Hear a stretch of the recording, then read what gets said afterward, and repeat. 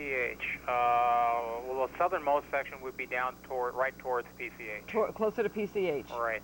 Yeah, we don't actually believe it's jumped that low. From what we've been able to indicate from our Skyfox here is that actually it's a few miles inland from PCH where it has jumped, and that's why it's burning still in a remote area out there, not near these residential homes that you're talking about, really that are just within a block of Topanga Canyon Road down towards the southern end of PCH. Right. But this area up here is still a remote area. If I saw a picture and I could tell you, if I had a picture of it, I could tell you exactly where it is. I'm very familiar with that area. And if you're saying that it's a couple miles up from PCH to the north, that is a much denser fueled area, but there aren't any homes or structures up that way. But there are structures down canyon, and if the fire does go across the canyon there, it could potentially, with the winds blowing, blow it down and cause more problems that way. Okay, sir. Also because they found out that the gymnasium was indeed too close to this fire. The pictures you're looking at now are further south along Pacific Coast Highway. We're approaching the Red Rock area now. We're about a half mile to a mile, 3/4 of a mile offshore, and you can still feel the heat. We're over 2,000 feet in the acres. Several people have been hurt. Crews are fighting the fires from the ground, spraying chemicals from the air. One blaze is headed toward Pepperdine University, where 1,000 students and faculty are still on campus.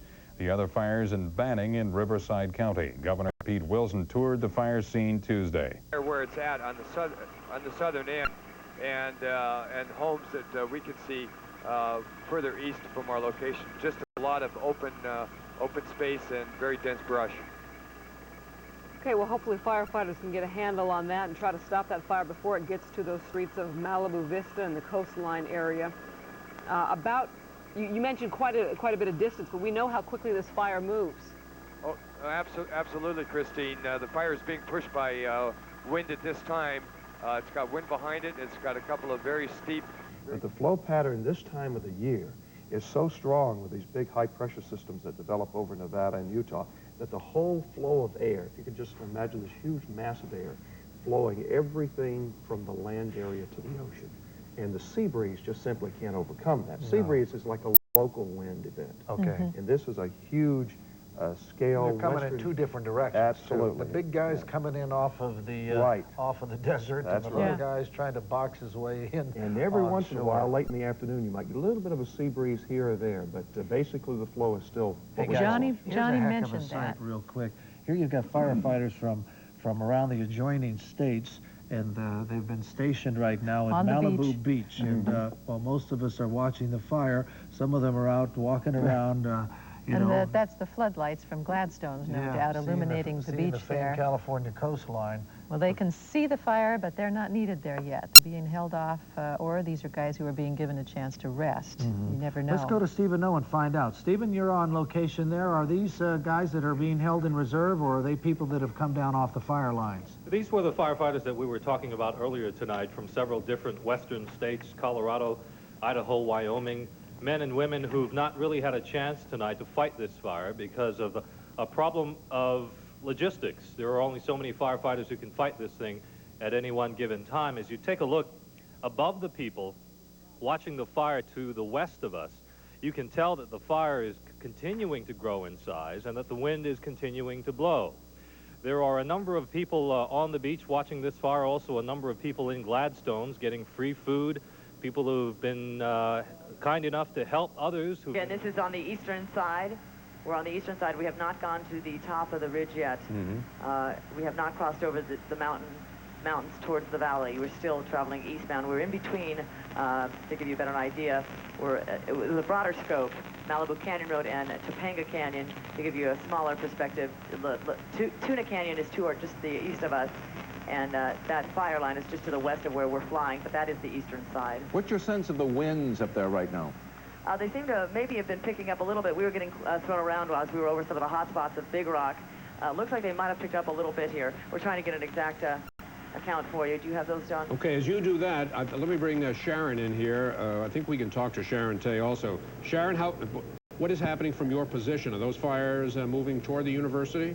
Most definitely. Actually, it's moving down the hill as well. You asked Jennifer about the winds. Well, indeed, they are picking up from where we're standing. As you can see, the flames have spread down the hill.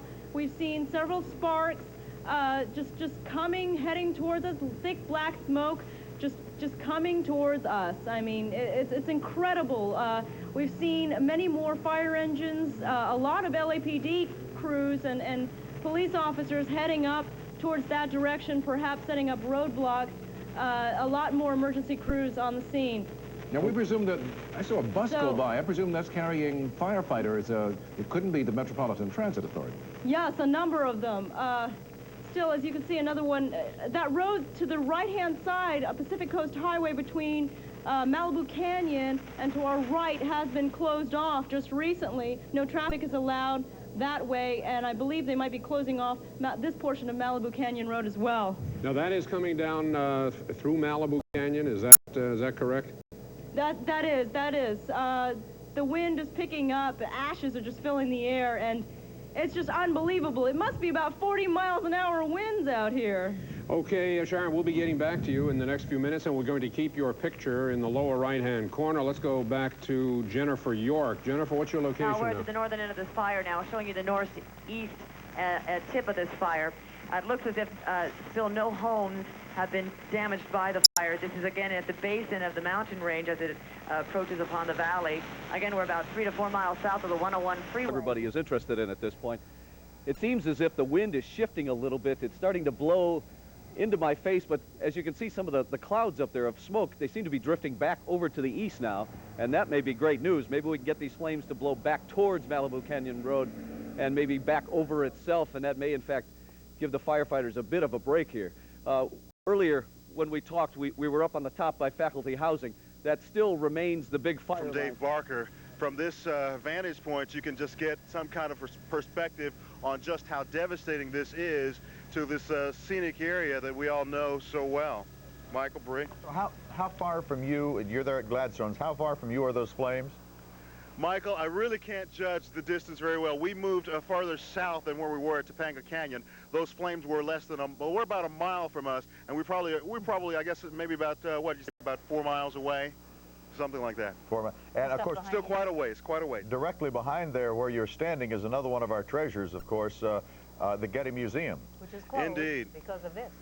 Yeah. It's closed because they want to keep traffic out of the area tomorrow. So you're talking about a lot of our landmarks and a lot of the things that people think of when they think of Southern California that are in danger right now. Well, our state parks, for one. We have so many acreage, so much acreage of state park in the area that's being consumed by fire right now that we haven't even begun to assess the devastation from that. Look at that hungry fire line, sweeping that hillside, taking more territory all along. We still don't have an updated count of the acreage that has been blackened so far. At last count was 20,000 acres. Quartz, and that's used for laying down the Foscheck line. Now it seems like it's just maneuvering through the canyons, making a determination as to where it's going to drop. This is one of the first tankers to come into the area, and we're going to try to determine where and when they're going to drop. There's the lead aircraft. This is the area of Corral Canyon. Now this would be the next location where there are homes. All this area going wide is just very remote. There's nothing much out there. Out here toward Corral Canyon, should the Santa Anas whip up, that's where the next group of homes would be threatened. And it appears, though, it's coming low along the ridgeline. And from my estimation, it's coming low along the ridgeline, following the lead aircraft. All we can do, Trish, is follow through and see what these folks are planning on doing. You know, Bob, from what height can they make this drop? How close to the ground can they get? And, of course, this is a canyon area. That's a decision that they make in terms of concentration necessary. They can be 100 feet over the ground if they wish.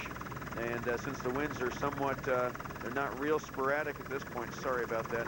Since the winds are not real sporadic and erratic at this point, they can get in quite close and lay a very deep, thick Foscheck line down. The higher they are, the more misty it becomes and less effective. So now the C-130, Craig, can you try to determine where he's going to drop? And even from this vantage point, quite frankly, this looks like a big plane. It looks like they may be turning toward Pepperdine at this point, and we'll be making a left turn following this 4-engine C-130 as they begin to make their Foscheck drops. There we go, coming around here. These aircraft are out of Point Magoo, by the way, and are capable of holding thousands and thousands of gallons of that Monsanto product called Phosgene, which is a fire retardant, also a fertilizer. It's been dyed red to help these folks know exactly where they lay their lines. Okay, should be dropping pretty close to now, is what we're being told by our air attack supervisor that we're in communication with. There we go, there's the line. Okay, and there you can see it, that beautiful orange line is being spread over the area near Corral Canyon, just on the, just close to Corral Canyon, just on the other side of Pepperdine. We always want to grease up our skin. And actually, any kind of skin, that's the worst thing you should do, is because different types of skin require different things. But everybody needs a humectant. Yeah, that glossy look is something I'm not